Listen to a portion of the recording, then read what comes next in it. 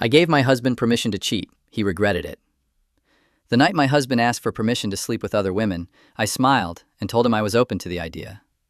What Gavin did not know was that our marriage had ended the moment he made the request. He thought I was giving him freedom. In reality, I was giving myself time to find the perfect woman to make him regret ever asking. We were sitting on the couch watching television when Gavin casually said, "I want to sleep with other women." He did not pause the show or even turn fully toward me. He delivered the sentence as if he were suggesting a different restaurant for dinner. I stared at him, waiting for the smile that would tell me this was a terrible joke, but his expression remained completely serious. He said he loved me and wanted to stay married, but he also wanted the freedom to be with other women occasionally. According to him, he deserved that freedom. Something inside my chest seemed to break. But what I felt was not grief, it was colder than grief. It was the instant realization that the man beside me no longer saw our marriage as a partnership. He saw me as the safe, dependable woman who would remain at home while he chased excitement elsewhere. "You want permission to cheat," I said. Gavin shook his head and smiled as though I had misunderstood something obvious. "It wouldn't be cheating if you agreed to it. Plenty of couples do this. We could make it work if you were open-minded." I studied the man I had spent 5 years loving and realized he genuinely believed he was being mature and reasonable. He expected anger tears or perhaps a long negotiation. Instead, I smiled. "I'm open-minded." His entire face lit up. He kissed my forehead, squeezed my hand, and called me the coolest wife in the world. I let him celebrate. I even smiled back. He believed he had won, while I was already deciding how thoroughly he needed to lose. That night, Gavin fell asleep almost immediately. Why would he have trouble sleeping? From his perspective, his life had just become perfect. He had a loyal wife, a comfortable home, and permission to pursue other women without calling himself a cheater. I lay beside him, staring at the ceiling and considering the obvious solution. I could have contacted a lawyer the next morning, filed for divorce, divided our property, and walked away. But I knew Gavin. He would tell everyone that I had been controlling, insecure, or unwilling to understand his needs. He would transform himself into the misunderstood husband who had simply wanted an honest conversation. Within a few months, he would charm another woman, repeat the same behavior, and learn nothing. The marriage would end, but his confidence would remain untouched. That did not feel like enough. I wanted him to understand the fear and helplessness of being trapped in a situation he could no longer control. I wanted him to lose the peace he had taken for granted. Most of all, I wanted the lesson to come from the very thing he believed he deserved. Gavin wanted another woman, so I decided to give him one.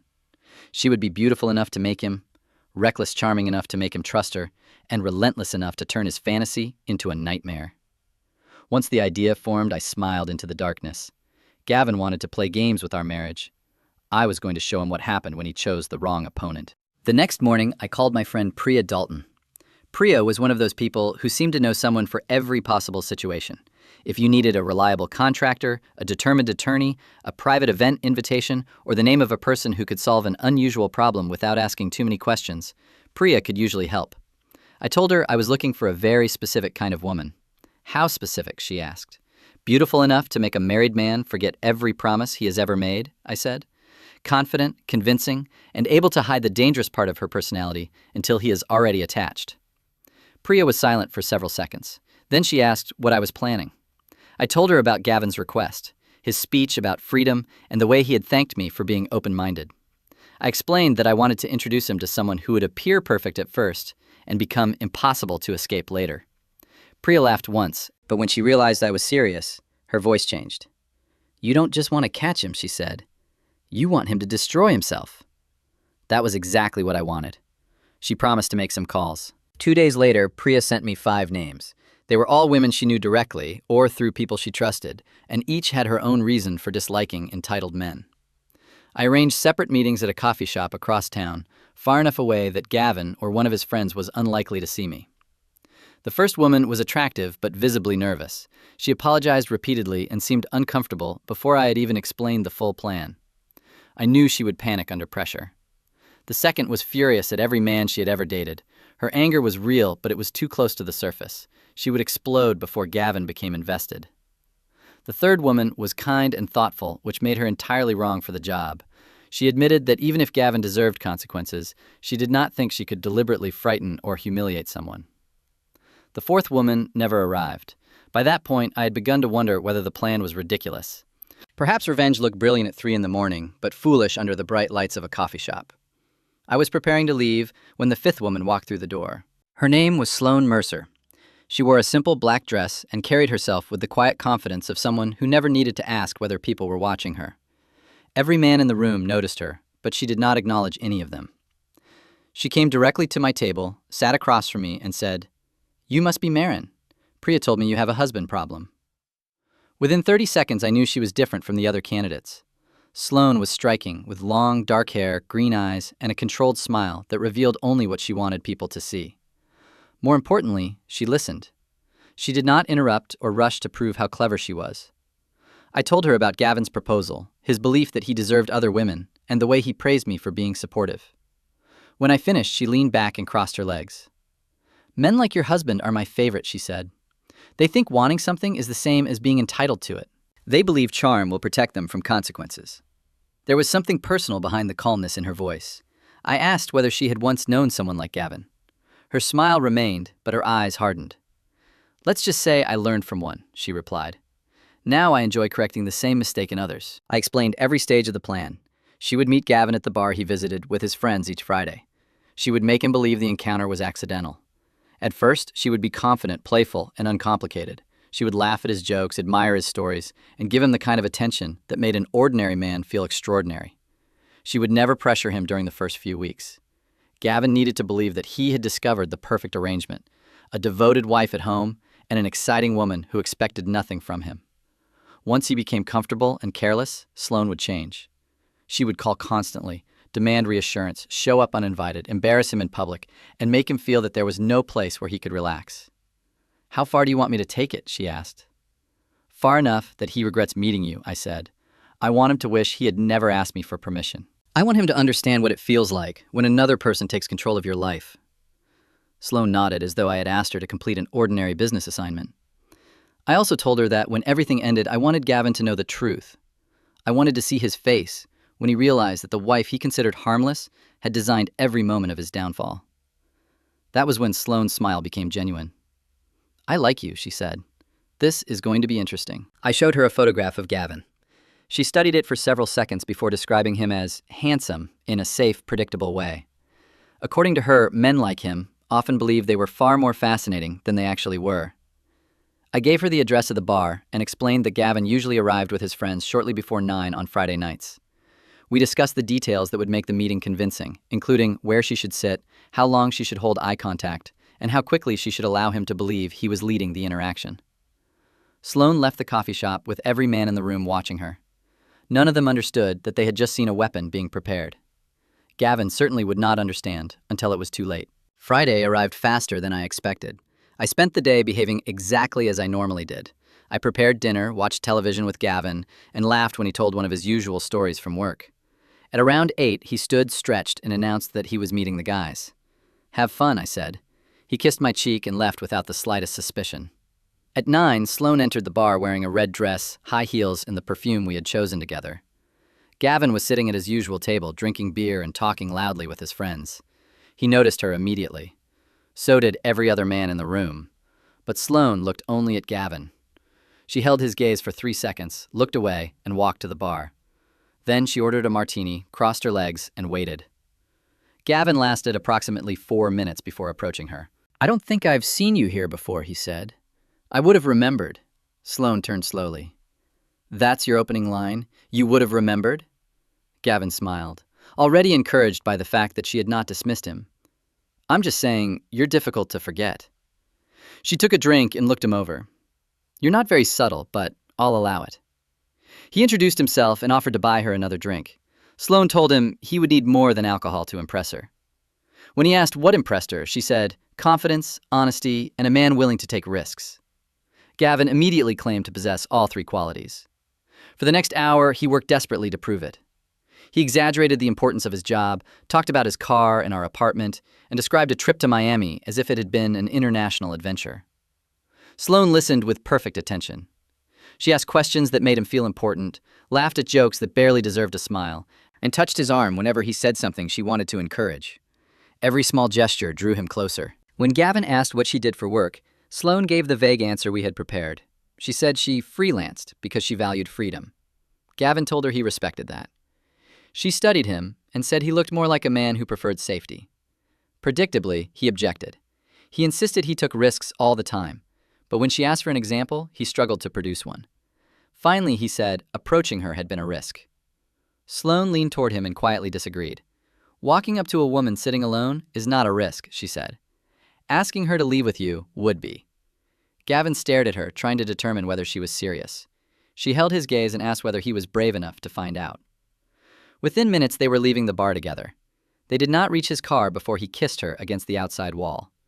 Afterward, he asked whether they should go to her place or his. Sloane said there was a hotel 2 blocks away and that she did not want to wait. They checked into a room and remained there until approximately 2 in the morning.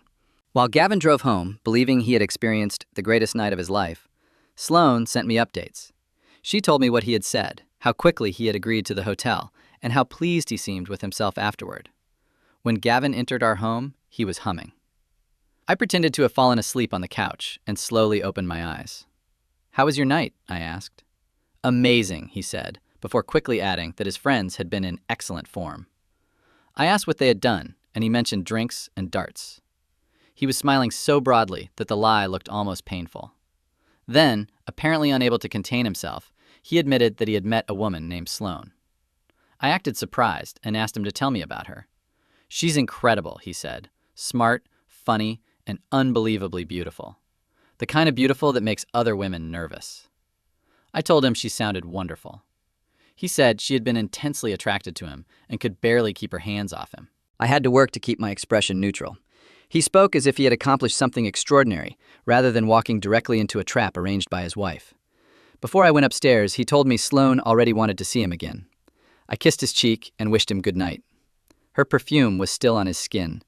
It was the same perfume I had helped her select. Over the next 2 weeks, Gavin met Sloane 4 more times. Each time, he returned home glowing with confidence. He began spending more time at the gym, purchased new cologne, and got a fresh haircut. He was trying to impress her, and Sloane made him believe his efforts were working. She texted him frequently, but never enough to feel demanding. He answered almost immediately every time. One evening, he pushed his phone toward me to show me a photograph she had sent. Sloane was standing in front of a mirror wearing a black dress. She had asked for his opinion before their next date. "She looks nice," I said. Gavin nearly laughed at the inadequacy of my response. "Nice? She looks like a model and she's mine." The possessiveness in that sentence told me he was ready for the next stage. He said Sloane was different from other women because she did not complain, demand explanations, or create drama. She only wanted to have fun. He also bragged about how adventurous she was in private, telling me the details would probably make me blush. According to Gavin, he now had the best of both worlds, a stable, loving wife at home, and a passionate, uncomplicated woman on the side. "I keep waiting for something to go wrong," he admitted, "but nothing does. It feels like the universe is finally giving me what I deserve." I squeezed his hand and told him he deserved to be happy. He looked at me with genuine affection and said the best part of the arrangement was having such an understanding wife. Most women, he claimed, would have lost their minds. I had supported him instead. "I hit the jackpot twice," he said. I almost felt sorry for him. Almost. While Gavin enjoyed his fantasy, I met several times with a family attorney named Celeste Navarro. Her office was quiet and orderly, and she had the reassuring habit of examining every document before expressing an opinion. I did not tell her that Sloane had been hired to attract Gavin until I had explained the entire situation and shown her the records. I brought screenshots of Gavin's messages, photographs he had sent, copies of hotel charges from our joint credit card, and a written timeline of the nights he claimed to be with friends. Sloane forwarded each conversation to me, and I saved backups in more than one location before printing the most relevant exchanges. Celeste was particularly interested in the joint account. Gavin had charged 3 hotel stays, each costing about $200, directly to money we shared. She did not promise that a judge would hand me everything simply because he had cheated. She explained that divorce outcomes depended on local rules, ownership records, financial contributions, and the complete circumstances. However, the documentation gave me a clear account of what Gavin had done and prevented him from pretending the affair never happened. The use of shared funds could also matter when our finances were reviewed. "He has been careless," Celeste said. "That gives us something concrete to work with." I told her I intended to pursue the strongest position legally available to me. She advised me to preserve every record, avoid making threats, and prepare before revealing what I knew. Later that day, I met Sloane at the coffee shop. She arrived in jeans and a sweater, looking so different from Gavin's glamorous fantasy that he might not have recognized her at first glance. She told me he was fully attached. He sent good morning and good night messages, talked about taking her somewhere warm, and hinted at plans that extended well beyond casual meetings. "When do I change?" she asked. I told her to continue playing the perfect girlfriend until Celeste and I had organized everything. The objective was not only to break Gavin's heart. I wanted him completely invested before the consequences arrived. Sloane raised her coffee cup and offered a quiet toast to making him regret everything. I touched my cup to hers. For another week, Gavin continued describing himself as the luckiest man alive. He thanked me repeatedly for being understanding and treated Sloane's attention as evidence that he was irresistible. Then one evening, he came home whistling and spinning his keys around one finger. Something about his satisfied expression erased the last of my patience. I hated the way he moved through our home as if nothing had changed. He believed he could disrespect me to use our shared money lie to my face and still receive dinner and affection because I was the dependable one. I excused myself, went into the bathroom, and sent Sloane a message. "Start tomorrow. Go nuclear." Her reply contained one word: finally. The following morning, Gavin's phone buzzed during breakfast. Then it buzzed again. Within minutes, the notifications were arriving so quickly that he could barely read them. By the time he finished his coffee, Sloane had sent more than 20 messages, asking why he had not texted her where he was, who he was with, and whether he still cared about her. "Someone's popular," I said, without looking up. Gavin stared at the screen in confusion. He explained that Sloane wanted to know why he had not sent a "good morning" message. "Did you forget I asked?" He looked offended. "I woke up 20 minutes ago." The messages continued while he attempted to respond. I watched his expression shift from irritation to concern, and then to genuine unease. Sloane asked whether he was with another woman and whether he loved her. Gavin looked at me helplessly. "We've been seeing each other for 3 weeks. I never said I loved her." I suggested that she might have developed stronger feelings than he expected. Before he could answer, his phone began ringing. Gavin ignored the first call. Sloane called again immediately, then again and again. On the 5th attempt, he answered. Even from across the table, I could hear her crying. She demanded to know why he had not responded and asked whether he was with someone else. Gavin told her he had been eating breakfast. She asked who was sitting with him and whether his wife was there. "Yes, my wife is here," he said. "I live with her. We discussed this."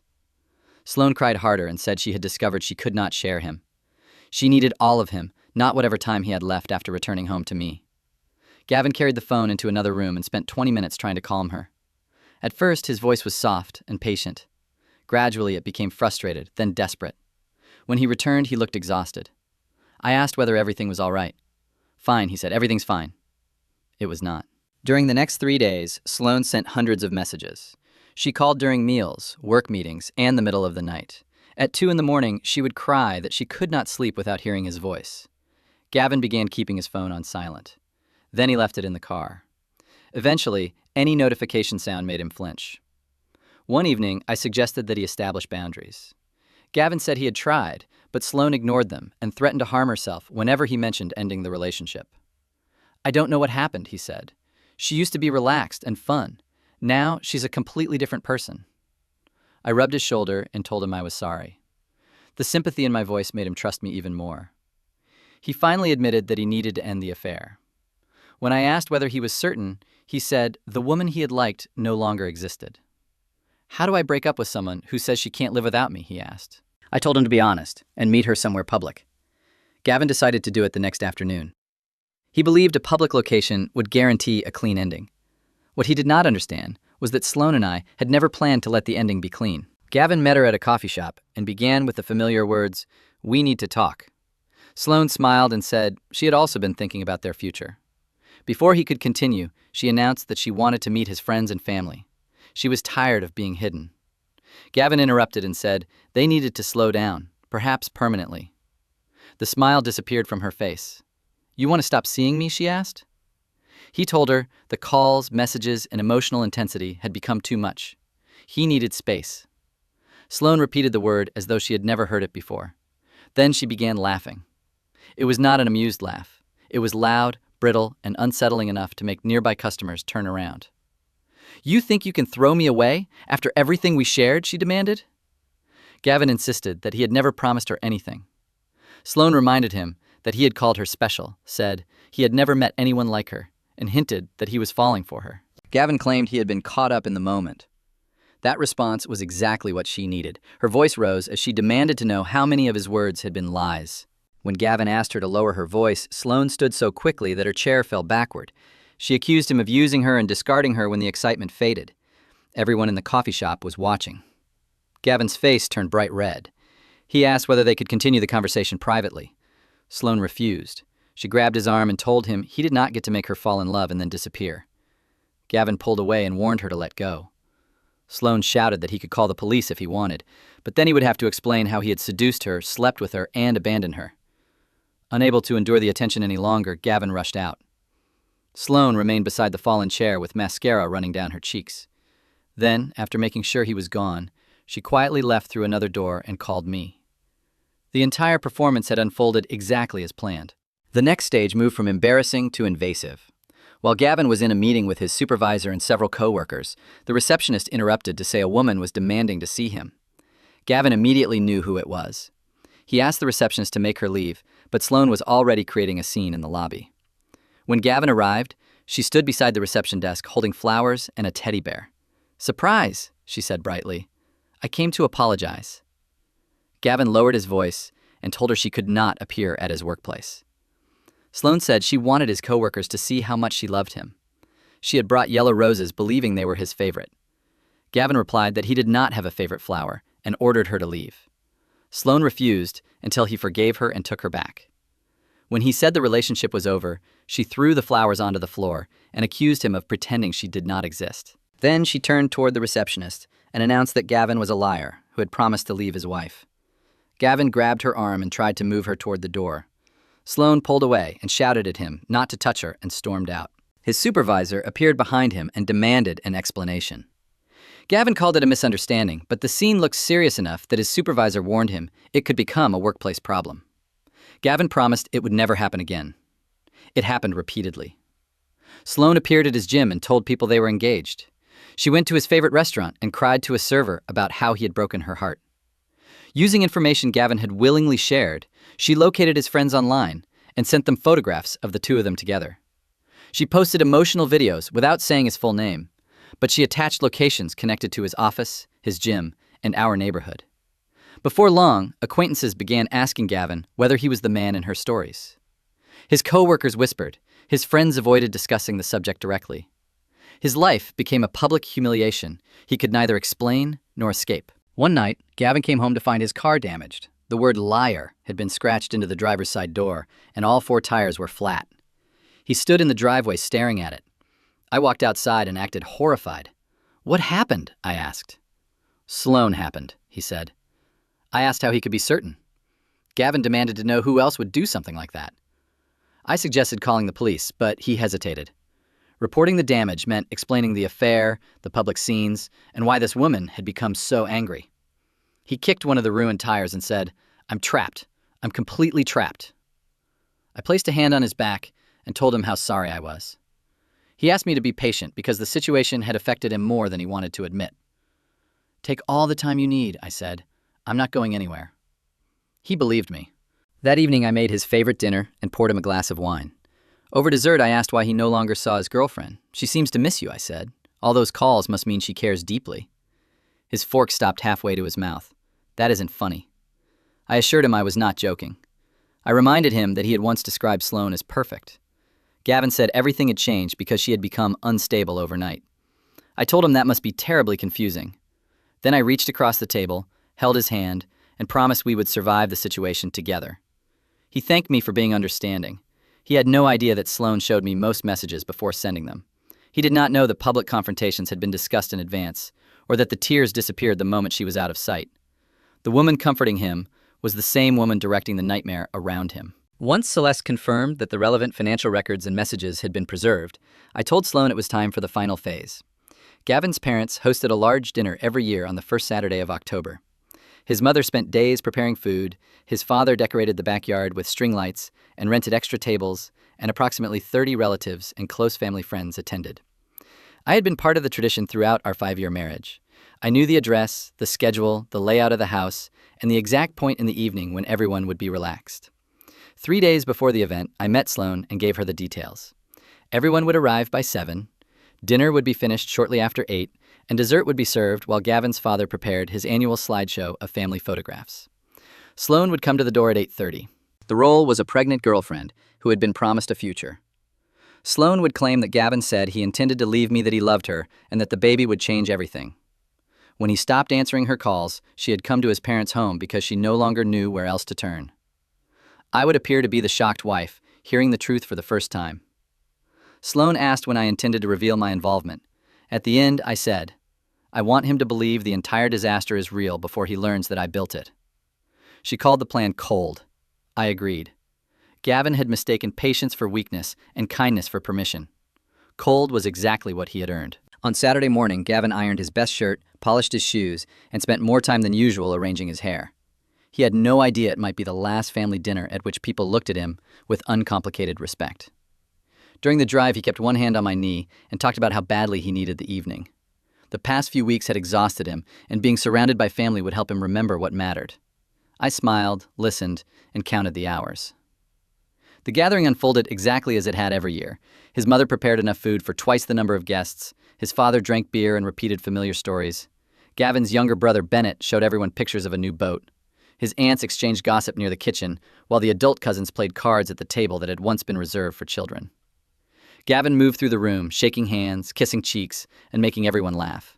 He looked charming, dependable, and completely safe. I stood near the punch bowl and wondered how many of those people would still see him that way before the night ended. By 8, dinner was over and the atmosphere had become warm and relaxed. Gavin's mother carried out dessert, while his father adjusted the projector. Gavin sat between Bennett and one of his uncles, telling a story about a client from work. For the first time in weeks, he seemed genuinely happy. He believed the problem with Sloane was fading. He believed the storm had passed. At 8:27, I checked my phone and excused myself to use the bathroom. I locked the door, looked at my reflection, and reminded myself why I was there. I had given 5 years of my life to a man who expected me to remain his safety net while he pursued other women. He had thanked me for being cool as he lied, spent our shared money, and boasted about another woman in our home. At exactly 8:30, the doorbell rang. I left the bathroom as Gavin's mother opened the front door. Sloane stood on the porch, wearing a fitted black dress. Beneath it was a carefully positioned pillow that created the appearance of a small but visible pregnancy. We had practiced until the shape looked convincing. She appeared beautiful, frightened, and emotionally exhausted. "Can I help you?" Gavin's mother asked. Sloane introduced herself and said she needed to see Gavin. The room fell silent. Gavin's face drained of color.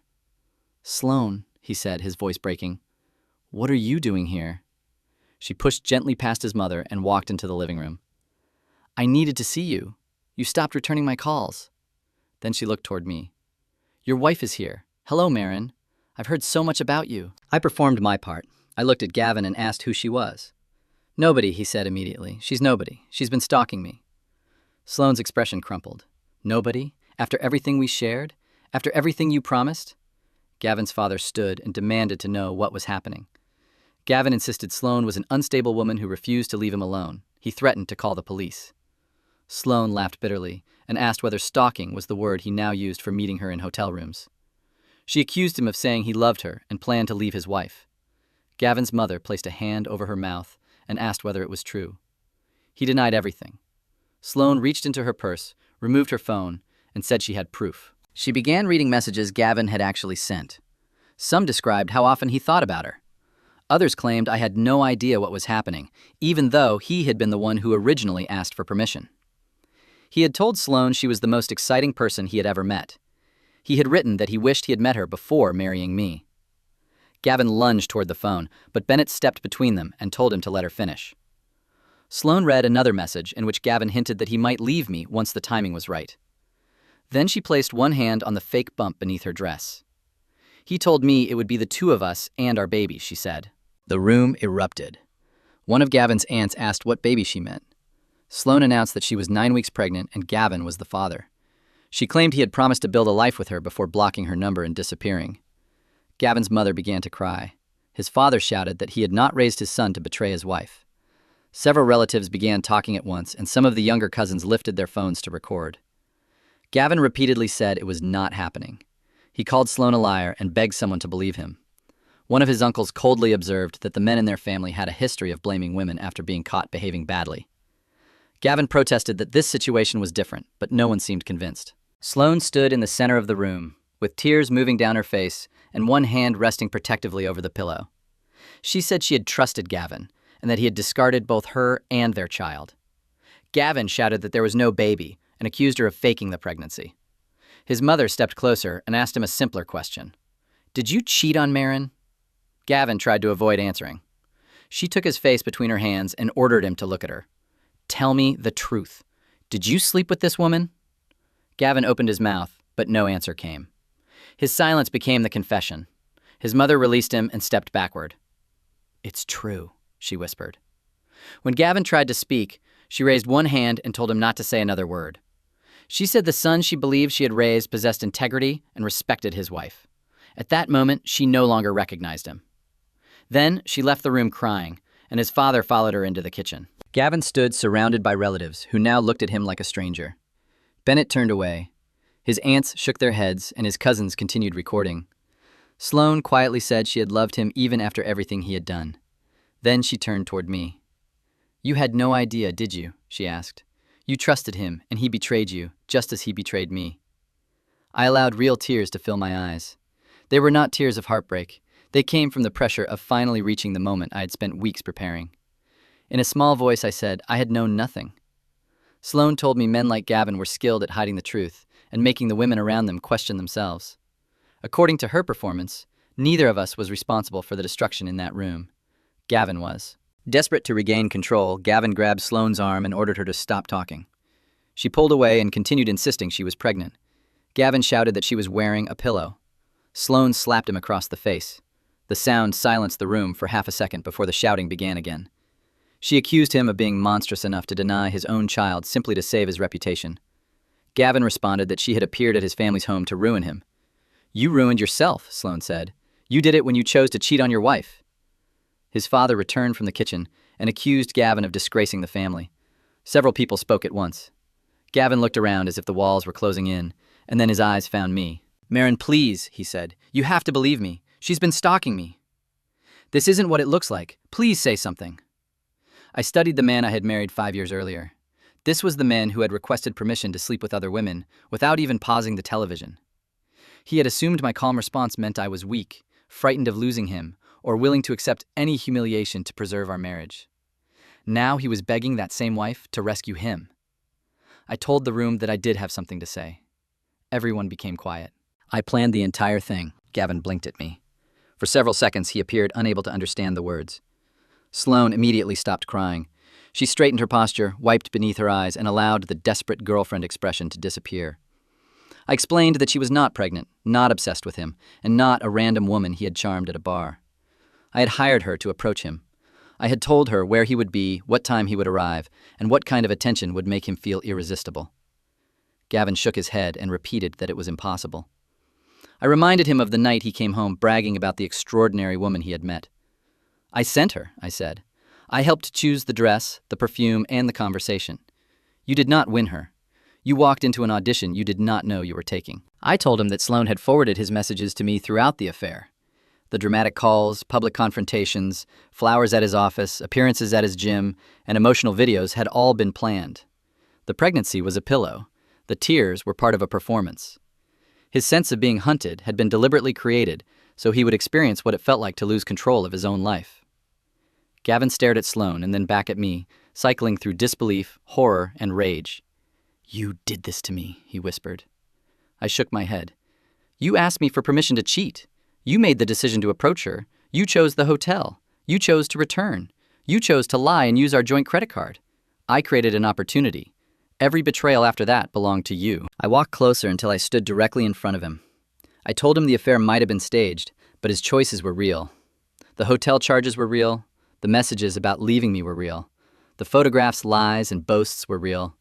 Most importantly, the records were already with my attorney. Celeste had copies of the messages, financial statements, and timeline. I would be filing for divorce and pursuing every claim legally available to me. Gavin had imagined that I would stay home waiting while he enjoyed the best of both worlds.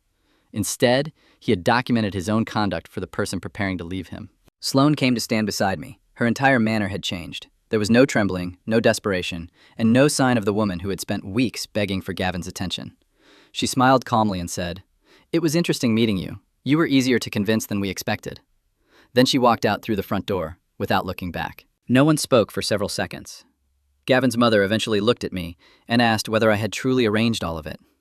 I told her I had. She asked why. "Because he needed to understand what it feels like to be manipulated by someone you trust," I said. "He believed he could keep me as a wife while treating our marriage like a convenience. I wanted him to see that I was never the powerless person he imagined." I did not ask the family to approve of my methods. I did not apologize or attempt to make myself look innocent. I simply picked up my purse and walked toward the door. Before leaving, I turned back to Gavin. I told him the divorce documents would be prepared the following week. I intended to seek my fair share of the house, the car, our savings, and every other marital asset my attorney determined I had a lawful claim to. Judging by the expressions around the room, Gavin could no longer expect his family to support the version of events in which he was a helpless victim. Not one person moved to defend him.